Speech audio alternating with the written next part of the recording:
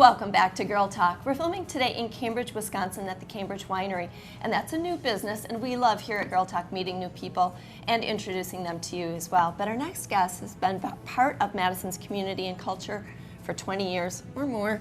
With us today we have Buzz Kemper and Audrey Martinovich. They're from Audio for the Arts. Now these are a couple of faces behind the great sounds of the Madison Symphony Orchestra, the Madison Opera, the Wisconsin Youth Symphony Orchestras, and so much more. Buzz and Audrey, thanks for sitting in with us today. Thank you so much. It's great to be back with you guys. I've done other things, but not this show, so thank you. Not this one. Now, both of you are audio engineers for Audio for the Arts, and Buzz, you're a co-owner. Just a real quick shout out to your partner.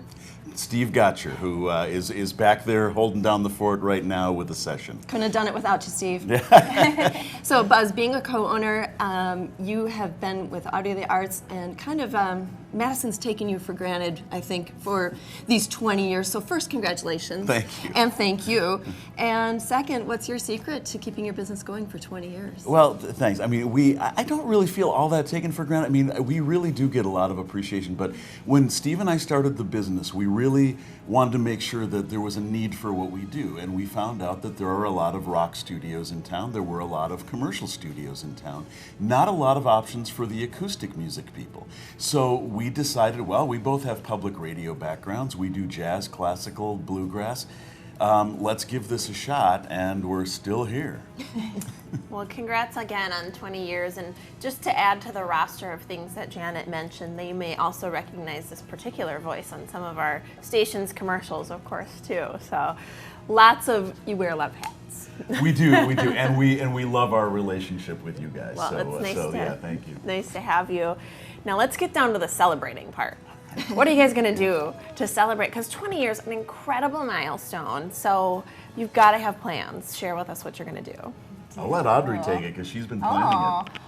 Well, at the end of September on the 23rd, we're going to be having a party at the studio. So we're going to open our doors, people can come in and actually walk around, see all of our different rooms, meet everybody, as well as meet some of our clients and vendors. There's going to be food and drinks and music from over the course of 20 years. Wow. So you had me at food. I'm there. No. I also hear you have an impressive studio, so that's a lovely place to be. Yeah, how fun to get to see where that magic happens. Now, Audrey, you're the office manager there as well as an audio engineer, but you also teach at the Madison Media Institute, so you also wear many hats. So that means you have contact with a lot of different studios. Mm-hmm. Why did you choose to work with Buzz and Steve with Audio for the Arts? Yeah, well, one of the things actually that Buzz mentioned was the plethora of rock and hip hop opportunities in Madison, and what kind of drew me in was the fact that it was an acoustic instrument, more classical and jazz oriented. So that was one of the things that kind of matched up with my background a little bit more and drew me in. And once I was there, I really liked the vibe, and Steve and Buzz have a great working relationship. They're great people to learn from, and it's just been an awesome opportunity. What's not to like? Yeah, exactly. What do you think in your years of experience, too, because you've obviously, with 20 years under your belt, have had quite a bit of experience. Lots of clients have come and gone, and what do you think for folks out there in the last minute here is one of the biggest questions that you get? One of the biggest questions is actually almost kind of a boring one, but people will say, I'm doing a performance at such and such hall, or I want to record an album, but I don't really want to be in a studio. I belong to this church that has amazing acoustics. Can you guys, if I work with you, do we have to come to the studio?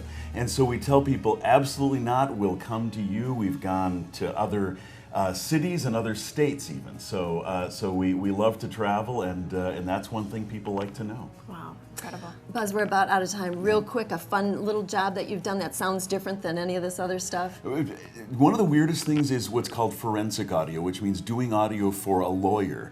And that means like somebody saying something on a tape, but the tape is a little messy, so you have to clean it up. Or in one case, we actually recorded the firing of a gun for a trial. So we get some really unusual ones. And you've even been a voice in video games too, haven't yes, you? so has Steve. Yep.